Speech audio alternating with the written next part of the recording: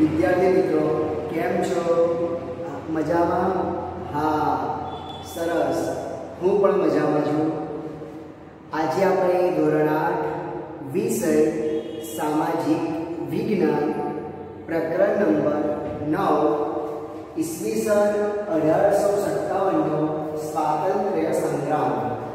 आज आ प्रकरण में बाकी रहेला प्रश्नों आज आपणे चर्चा करवानी छे। छेल्ला घणा समयथी आपणे ऑनलाइन टीचिंग मेळवी रह्या छे।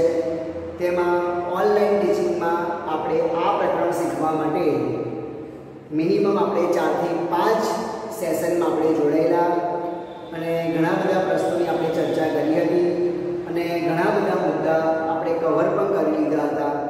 परंतु जे कई प्रश्नों बाकी रह्या छे एनी आज आपणे आ विडियो में चर्चा करवानी छे। तो विद्यार्थी मित्रों तमने आ प्रकरण में पूरती समझ मेळवी हशे अने तमने आ प्रकरण भणवानी पण खूब ज मजा आवी हशे। तो आज आपणे एवा थोड़ा प्रश्नों की आज आपणे चर्चा करवानी छे। तो आपणे शुरुआत करिए। प्रश्न नंबर 1, परिचय आपो मंगल पांडे। तो मंगल पांडे नो परिचय आपो एवो पण प्रश्न परीक्षा में पूछाई सके।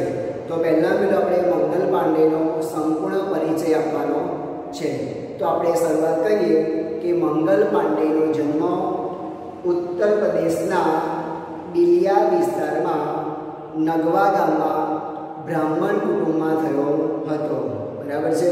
आपणे खास याद रखवानुं कि मंगल पांडे नो जन्म उत्तर प्रदेशना बिलिया विस्तार में नगवा गाम में ब्राह्मण कुटुंब में तेमनो जन्म थयो हतो। मंगल पांडे एक साहसिक योद्धा हता। तेमणे स्वातंत्र्य संग्राम में खूब ज अगत्यनो सौथी वधारे जे फाळो कहेवाय ए खूब ज अगत्यनो फाळो ए मंगल पांडे आप्यो हतो। ज्यारे अंग्रेजों द्वारा आ नवी एनफील्ड राइफल ज्यारे दाखल करवामां आवी तो सौप्रथम वापरवानो इनकार मंगल पांडे कर्यो हतो अने मंगल पांडे ए मात्र 26 वर्षनी उंमरे 29मी मार्चना रोज पोते ए युद्धना पोशाकमां तैयार थई माथे चांदलो करीने पोते युद्ध लड़वा माटे पोते निकळ्या हता अने पोताना अन्य सैनिकोने पण एमणे जणाव्युं कि आज आपणे अंग्रेजों सामे स्वातंत्र्य संग्रामनी शरूआत करवानी छे, छतां बीजा कोई अन्य लश्करी सेनाओ सिपाहीओ तेमनी साथे कोई जोड़ाया नहीं।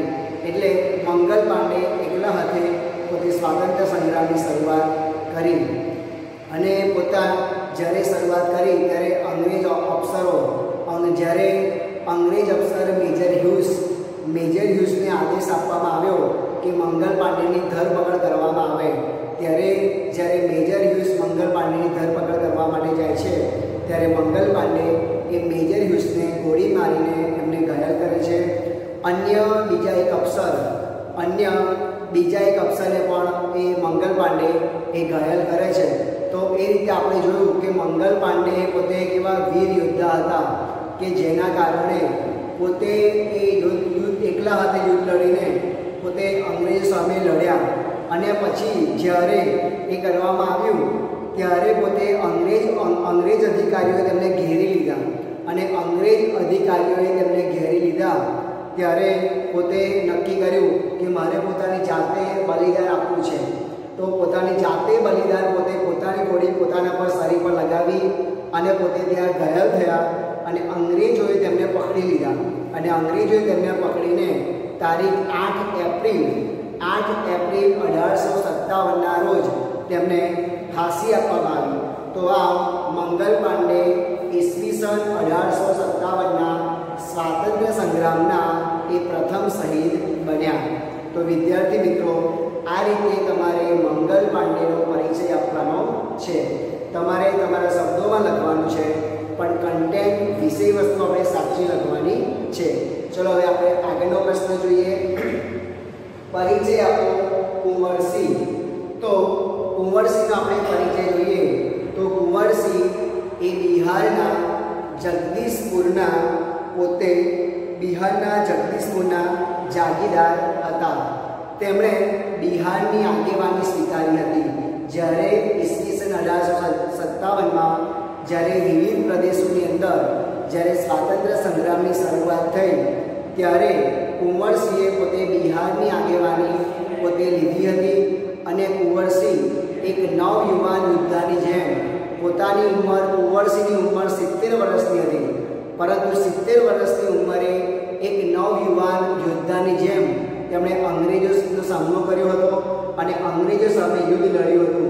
જ્યારે અંગ્રેજોની કોઈ અફસરની ગોળી તેમને કાળામાં વાગે છે, જ્યારે કાળામાં એમની ગોળી વાગી ત્યારે એ ઘાનું ઝેર સમગ્ર શરીરમાં ના ફેલાય એના માટે તેમણે પોતાની તલવારથી એ કાળીએથી પોતાનો હાથ કાપીને એ નદીમાં નાખી દીધો હતો. તો જોઈએ કે એમનામાં કેટલી બધી વીરતા હતી. તો એ ઘાના કારણે પોતે એપ્રિલ 1858માં પોતે મૃત્યુ પામ્યા અને આપણે જોઈએ તો એમણે પોતાના મૃત્યુ પહેલાં જગદીશપુર એ અંગ્રેજોના કબજામાંથી મુક્ત કર્યું હતું. તો આ રીતે આપણે વિદ્યાર્થી મિત્રો જોયું કે કુંવરસિંહનો પરિચય આ રીતે આપણે આપવાનો છે. ખાસ તો આપણે એ યાદ રાખવાનું છે કે કુંવરસિંહ એ બિહારની આગેવાની સ્વીકારી હતી અને પોતે 70 વર્ષની ઉંમર હોવા છતાં એક નવયુવાન યોદ્ધાની જેમ પોતે સ્વાતંત્ર્ય સંગ્રામમાં લડ્યા હતા અને પોતાના જીવનના અંત સુધી પોતે આ સ્વાતંત્ર્ય સંગ્રામમાં જોડાયા અને પોતે જ્યારે મૃત્યુ પામ્યા એ પહેલાં એમણે જગદીશપુરનું જે પ્રદેશ હતો રાજ્ય એ પોતે અંગ્રેજોના કબજામાંથી મુક્ત કર્યું. તો આ રીતે બિહારના સ્વાતંત્ર્ય સંગ્રામના આગેવાન કુંવરસિંહનો ખૂબ જ અદ્ભુત મોટો ફાળો હતો. હવે ત્યારબાદ આપણે આગળનો પ્રશ્ન જોઈએ. પરિચય આપો રાણી લક્ષ્મીબાઈ.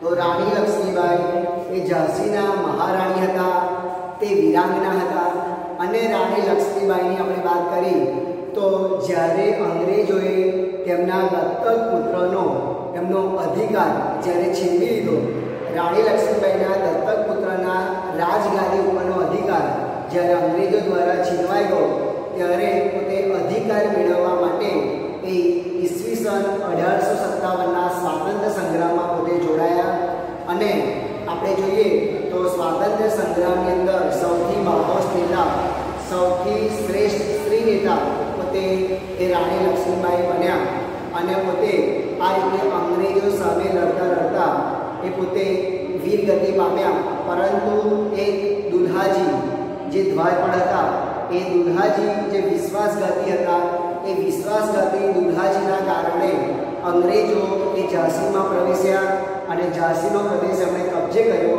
છતાં રાણી લક્ષ્મીબાઈ પોતે પોતાના જીવન અંત સુધી વીરતાપૂર્વક લડ્યા અને લડતા લડતા પોતે એ વીરગતિ પામ્યા.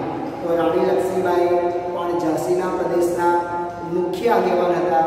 પોતે પણ સ્વાતંત્ર્ય સંગ્રામમાં પોતે ઝંપલાવ્યું અને સ્વાતંત્ર્ય સંગ્રામમાં લડત લડવા માટે એમણે ખૂબ જ અગત્યનો ફાળો આપ્યો હતો. તો આ રીતે વિદ્યાર્થી મિત્રો આપણે પહેલાં મંગલ પાંડેની વાત કરી, ત્યારબાદ આપણે કુંવરસિંહની વાત કરી, ત્યારબાદ આપણે રાણી લક્ષ્મીબાઈની વાત કરી. તો આવા અનેક નેતાઓ હતા જેમણે ઈસવીસન 1857ના સ્વાતંત્ર્ય સંગ્રામમાં પોતે એક અમૂલ્ય ફાળો આપ્યો. પોતાના દેહની ચિંતા કર્યા વગર, પોતાના જીવની ચિંતા કર્યા વગર પોતે રાષ્ટ્ર માટે, દેશ માટે, આપણા દેશની આઝાદી માટે, આપણા દેશના લોકોને આ ગુલામીમાંથી મુક્ત કરવા માટે તેઓ આ સ્વાતંત્ર્ય સંગ્રામમાં જોડાયા અને સ્વાતંત્ર્ય સંગ્રામમાં જોડાઈને પોતે આ રીતે એ જે હિન્દુ જે બધા હતા પ્રજા એ આપણી રાષ્ટ્રીય પ્રજાને એમને આપવામાં આવ્યું. તો આપણે આ રીતે મંગલ પાંડે, ત્યારબાદ આપણે કુંવરસિંહ અને રાણી લક્ષ્મીબાઈનો આપણે પરિચય જોયો. ત્યારબાદ આપણે વાત કરીએ કારણો આપો. વિદ્યાર્થી મિત્રો હવે આપણે નીચેના વિધાનોના ઐતિહાસિક કારણો આપો એમાં આપણે કારણો જોવાના છે. એમાં પહેલું કારણ છે ભારતીય સૈનિકોએ એનફિલ્ડ રાઇફલોનો ઉપયોગ કરવાનો ઇનકાર કર્યો. જો યાદ રાખજો, ભારતીય સૈનિકોએ એનફિલ્ડ રાઇફલોનો ઉપયોગ કરવાનો ઇનકાર કર્યો. તો વિદ્યાર્થી મિત્રો એમાં આપણે જોઈએ તો એનફિલ્ડ રાઇફલની જે કારતૂસ હતી એ કારતૂસોમાં અંગ્રેજોએ શું કર્યું? તો અંગ્રેજોએ ગાય અને ડુક્કરની ચરબીનો ઉપયોગ કર્યો હતો.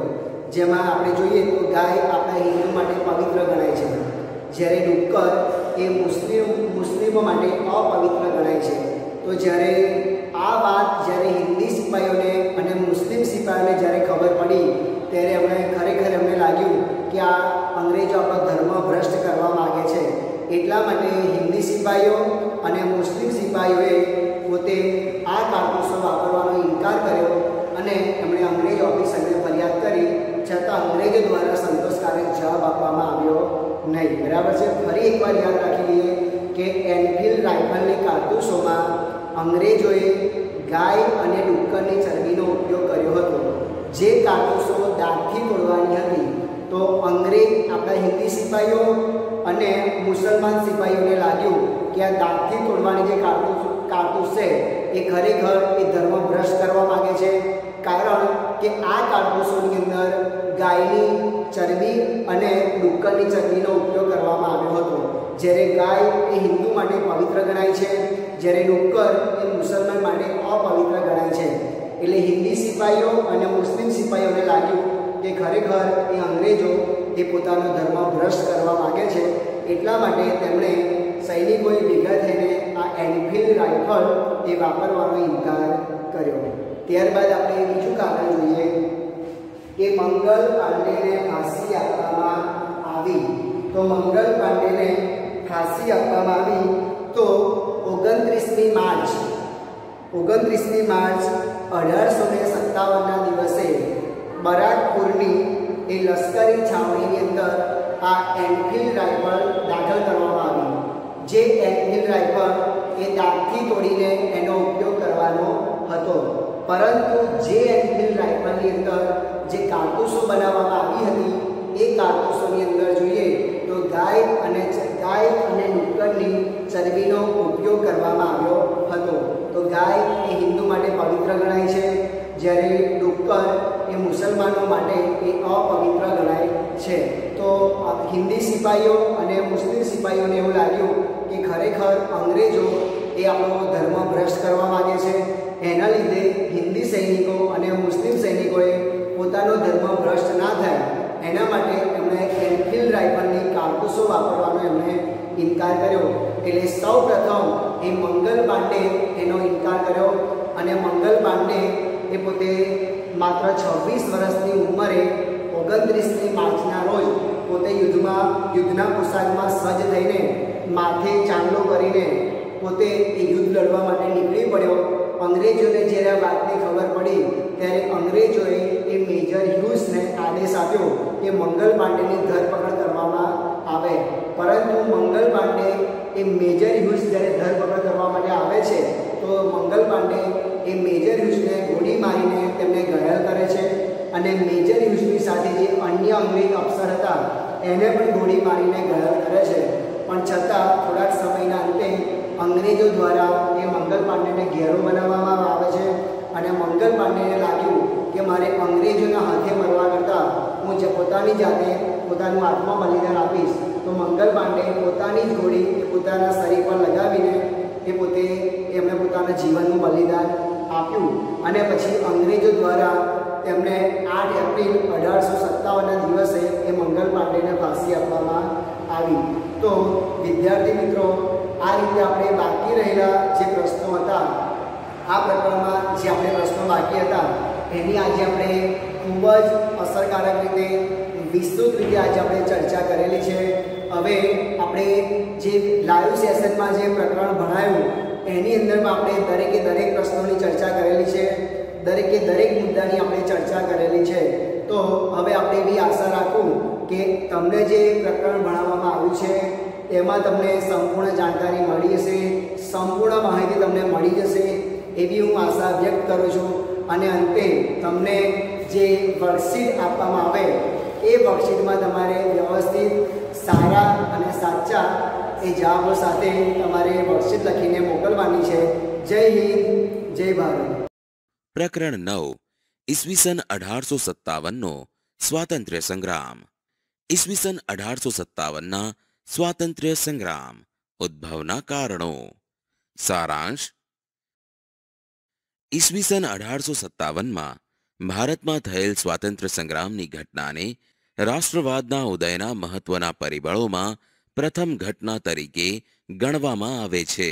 ભારતમાં અંગ્રેજોએ સત્તા મેળવવા માટે અપનાવેલી દમનકારી કૂટનીતિના કારણે ભારતમાં બહોળા પ્રમાણમાં ઊભો થયેલો અસંતોષ એ ઈસવીસન 1857ના સંગ્રામનું મુખ્ય કારણ હતું. સૈદ્ધાંતિક સમજ. ઈસવીસન 1857ના સ્વાતંત્ર્ય સંગ્રામના ઉદ્ભવના ઘણા કારણો હતા, જે નીચે મુજબ છે. 1. સામાજિક અને ધાર્મિક કારણો. કંપની સરકાર દ્વારા જે સામાજિક સુધારણાની રીત અપનાવવામાં આવી હતી, તેનાથી લોકોમાં એવો ભય પ્રસ્થાપિત થયો હતો કે ભારતના ધર્મ અને સંસ્કૃતિનો નાશ થઈ રહ્યો છે. ઉપરાંત લશ્કરમાં, જેલમાં અને રેલવેમાં ભારતની સામાજિક વ્યવસ્થાની વારંવાર અવગણના કરવામાં આવતી હતી.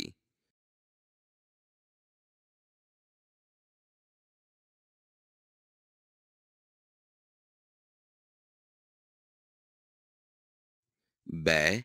આર્થિક કારણો. અંગ્રેજોની આગળની પ્રવૃત્તિ પર જાઓ. આર્થિક કારણો. અંગ્રેજોની આર્થિક નીતિને કારણે ભારતીય સમાજના મોટા ભાગના વર્ગો આર્થિક રીતે પાયમાલ થયા. પરિણામે તેઓએ સંગ્રામમાં ભાગ લીધો. 3. રાજકીય કારણો.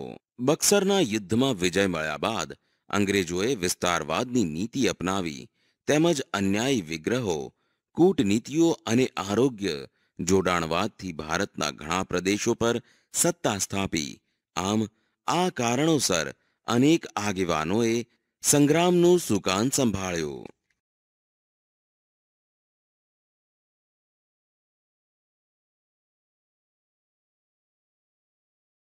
સંગ્રામનું આયોજન અને મંગલ પાંડે. સારાંશ. ઈસવીસન 1857માં મે મહિનાની 31મી તારીખે દેશભરમાં એક સાથે ઈસ્ટ ઇન્ડિયા કંપનીની હુકુમત સામે સંગ્રામનું આયોજન થયું હતું, જેમાં નાના સાહેબ પેશવા, બહાદુર શાહ ઝફર, કુંવરસિંહ, અવધના નવાબ વગેરે તેમજ કુશળ અને બહાદુર સેનાપતિ તાત્યા ટોપે અને તીક્ષ્ણ બુદ્ધિથી આયોજન કરનાર રંગો બાપુજી તથા પ્રખર ધારાશાસ્ત્રી પત્રકાર એવા અજીમુલ્લા ખાન પણ મહેનત કરી રહ્યા હતા. સંગ્રામ માટે પ્રજાને તૈયાર કરવા સૈનિકો માટે પ્રતીક રૂપે રોટી અને પ્રજા માટે કમળના પ્રતીકો ગામડાઓ સુધી પહોંચ્યા હતા.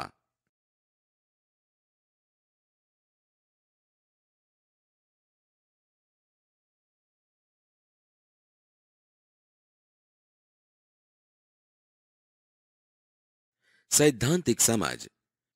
એનફિલ્ડ રાઇફલમાં ગાય અને ડુક્કરની ચરબીવાળા કારતૂસ વાપરવાનો મંગલ પાંડેએ વિરોધ કર્યો. ઉત્તર પ્રદેશના બિલિયા વિસ્તારના નગવા ગામમાં બ્રાહ્મણ કુટુંબમાં જન્મેલો અને 7 રૂપિયાના પગારથી બ્રિટિશ લશ્કરમાં જોડાયેલો મંગલ પાંડે 29મી માર્ચના રોજ સંગ્રામ માટે તૈયાર થઈ ગયો.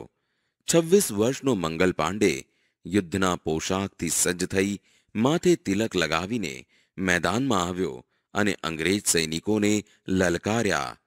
જે સૈનિકો તેની સાથે હતા તેઓ 31મી મે સુધી રાહ જોવામાં સંમત હતા, જ્યારે મંગલ એટલી ધીરજ રાખી શક્યો નહીં, તેથી તેને પકડી લેવાનો હુકમ મેજર યુસને આપ્યો.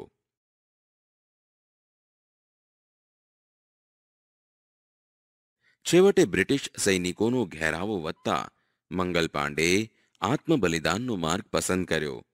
પોતાની રાઇફલની ગોળી છોડીને તે જમીન પર પટકાયો અને તેને તાબડતોબ હોસ્પિટલ લઈ જવાયો, કારણ કે તેની પાસેથી 1857ના સંગ્રામના આયોજનની માહિતી મેળવવાની હતી. 6 એપ્રિલ 1857ના રોજથી મંગલ પર સૈનિક અદાલતનું નાટક શરૂ થયું.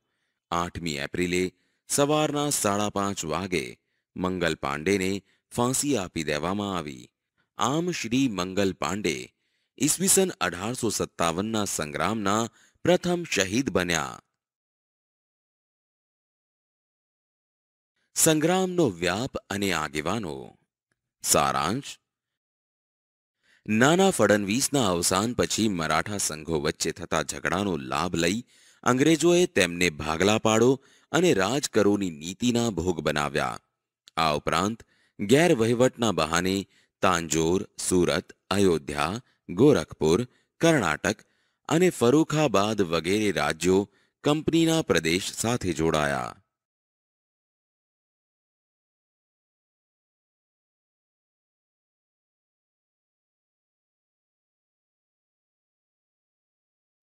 સૈદ્ધાંતિક સમજ. દિલ્હીના બાદશાહ બહાદુર શાહ ઝફર, બેગમ જિન્નત મહાલ અને તેના શહજાદાઓ દ્વારા અંગ્રેજોના દારૂગોળા અને શસ્ત્રોના ભંડારનો નાશ કરવામાં આવ્યો.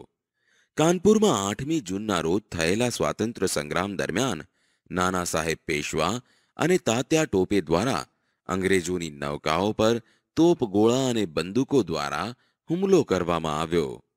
બિહારના જાગીરદાર કુંવરસિંહ કે જે 70 વર્ષની ઉંમરના હતા, તેમ છતાં અંગ્રેજો સામે વીરતાપૂર્વક લડ્યા. આ લડાઈમાં તેમને હાથના કાંડામાં ગોળી વાગી અને તેનું ઝેર આખા શરીરમાં પ્રસરી ન જાય તે માટે તેણે પોતે જ પોતાની તલવારથી હાથને કોણીમાંથી કાપી ગંગા નદીમાં પધરાવી દીધો. બાદમાં ઘાની પીડા સહન ન થતા તે મૃત્યુ પામ્યા.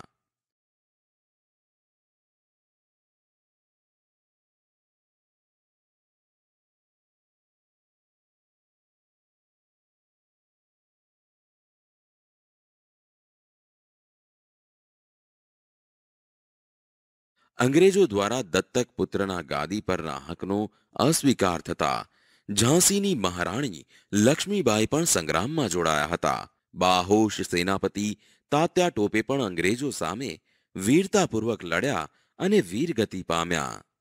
આમ રાજપૂતાનામાં અજમેર, નસીરાબાદ, આબુ વગેરે તથા મધ્યમાં ગ્વાલિયર, મંદસોર, ઇન્દોર અને ધાર તેમજ દક્ષિણ ભારતમાં સતારા, કોલ્હાપુર, સાવંતવાડી, નારગઢ અને ધારવાડમાં સંગ્રામના પ્રયાસો થયા હતા.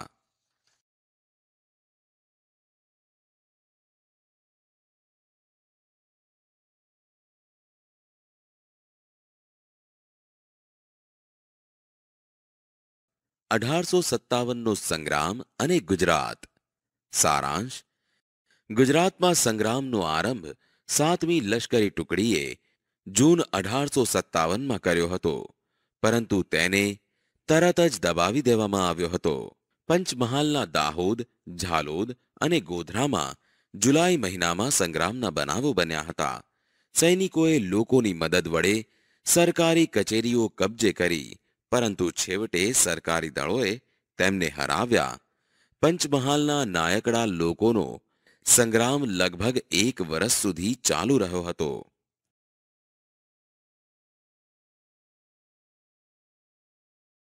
સૈદ્ધાંતિક સમજ. ખેડા જિલ્લામાં આણંદના મુખી ગરબડદાસ પટેલે કોળી, નાયકડા વગેરે જાતિના આશરે 2000 લોકોને ભેગા કરી ખાનપુરના ઠાકોર જીવાભાઈના સાથથી સંગ્રામ છેડ્યો હતો. તેઓને અંગ્રેજોનો સામનો કરવા માલાજી જોશી અને કૃષ્ણદાસ દવેએ પણ સાથ આપ્યો હતો. છેવટે ગરબડદાસના સાથીઓ પકડાઈ જતા તેમને સરકારે તોપના ગોળે ચઢાવ્યા. જ્યારે ગરબડદાસને દેશ નિકાલની સજા રૂપે અંદમાન મોકલી આપ્યા, જ્યાં તેમનું અવસાન થયું.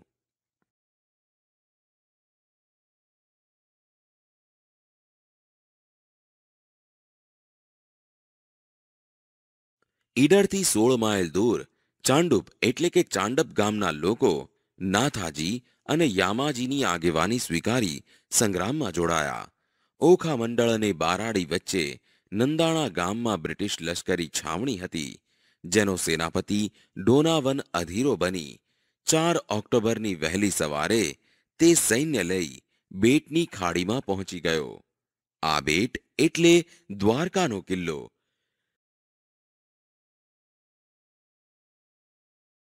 ડોનાવનના આદેશથી કિલ્લા પર ધડાધડ ગોળા છૂટવા માંડ્યા. વાઘેર સ્ત્રીઓએ પોતપોતાના ઘરે રહેલા ગાદલા પલાળીને ભીના કર્યા અને તેના દ્વારા તોપગોળાને ઠંડાગાર કરીને યુદ્ધમાં મદદ કરી.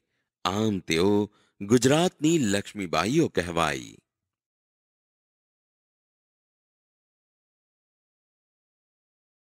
આગળની પ્રવૃત્તિ પર જાઓ. સંગ્રામનો અંત. સારાંશ. સંગ્રામ દરમિયાન અંગ્રેજ સરકારને શસ્ત્રો અને સૈનિકોનો નવો પુરવઠો ઇંગ્લેન્ડ, ઈરાન વગેરે સ્થળેથી મળ્યો હતો. ઈસવીસન 1857ની 10મી મેએ સંગ્રામની શરૂઆત થઈ હતી.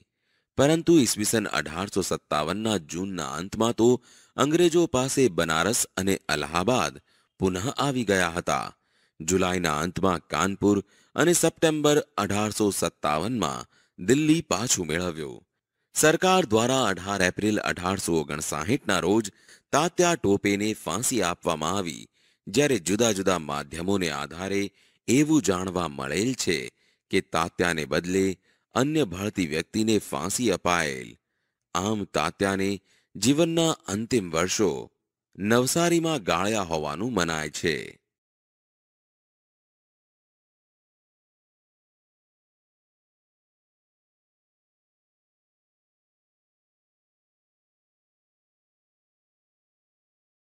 સૈદ્ધાંતિક સમજ. સંગ્રામની નિષ્ફળતા.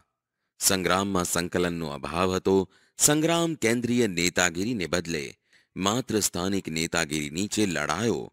જ્યાં તાકાત ઓછી પડતી ત્યાં વધારાની નવી તાકાત, શસ્ત્રો અને સૈનિકોના સ્વરૂપમાં સહાય પહોંચાડવાની વ્યવસ્થા ન હતી.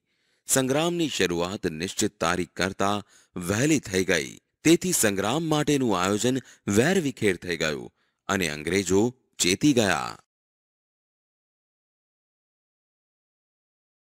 સંગ્રામનું ઉગ્ર સ્વરૂપ મોટે ભાગે ઉત્તર ભારતના કેટલાક વિસ્તારો પૂરતું મર્યાદિત હતું. મોટા ભાગના સમાજ સુધારકો સીધી કે આડકતરી રીતે સંગ્રામમાં જોડાયા ન હતા. જે બતાવે છે કે સંગ્રામને ચેતનાથી ઉભરતા શિક્ષિત વર્ગનો ટેકો મળ્યો ન હતો. વિશાળ ભારત તેની પ્રાદેશિક વિવિધતા માટે જાણીતો છે. જુદા જુદા રાજ્યોની ભાષા, ખોરાક, પહેરવેશ વગેરે જુદા જુદા છે. તેઓ બ્રિટિશ શાસન પહેલા જુદી જુદી પ્રાદેશિક સત્તાઓ નીચે જીવતા આવ્યા હતા. તેથી હજી તેમનામાં ભારત મારું રાષ્ટ્ર છે કે અમે ભારતના નાગરિકો છીએ એવી ભાવના પ્રજામાં કે રાજાઓમાં, આગેવાનોમાં વિકાસ પામી ન હતી. ઘણા બધા રાજાઓ તો એ સમયે અંગ્રેજોના પક્ષમાં હતા અથવા તો ઉદાસીન હતા.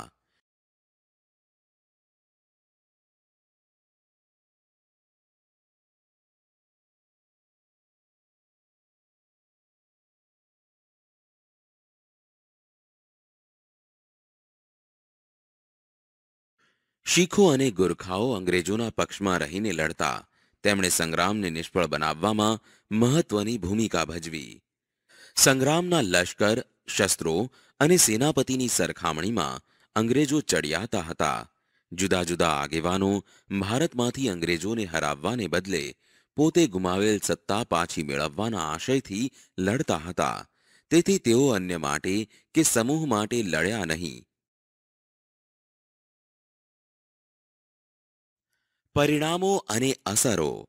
અંગ્રેજો પાસેથી સત્તા પાછી મેળવવાના મૂળ ધ્યેયમાં સંગ્રામ નિષ્ફળ ગયો, છતાં તેના કેટલાક યુગ પરિવર્તક પરિણામો પ્રાપ્ત થયા હતા.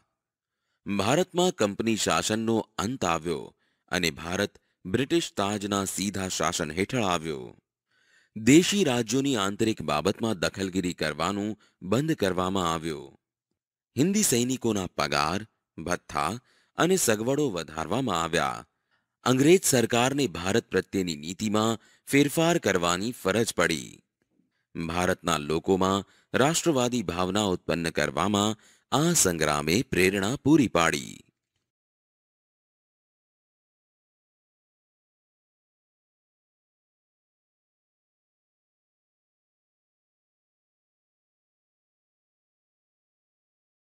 વિદ્યાર્થીઓ, આ પ્રકરણ